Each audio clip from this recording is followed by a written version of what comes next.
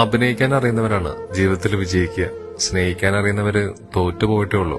ഈ വീഡിയോ മനുഷ്യരായ നമുക്കൊരു പാഠമാണ്. ഈ 3 പക്ഷികളെ മനുഷ്യരോട് നമുക്കൊന്ന് തുല്യരാക്കി നോക്കാം. ആദ്യം ഒരാൾ വന്നു. അദ്ദേഹം ചുറ്റിനുമൊന്ന് നോക്കിപ്പോയി. ശ്വാസം കിട്ടാതെ പിടയുന്ന അതിന്റെ വേദന ഇയാൾക്ക് അറിയുമോ ആവോ.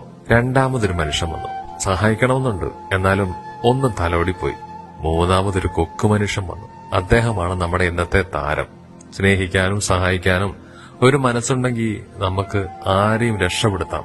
നമ്മുടെ മനോഹരമായ ജീവിതത്തിൽ നമുക്ക് എന്തെങ്കിലും സഹായിക്കാൻ പറ്റുമോ എന്നുള്ള കാര്യത്തിലാണ് നമ്മൾ നോക്കേണ്ടത്. അല്ലാതെ വെറുതെ നമ്മൾ ഒരുപാട് ജീവിച്ചിട്ടൊന്നും ഒരു കഥയില്ല.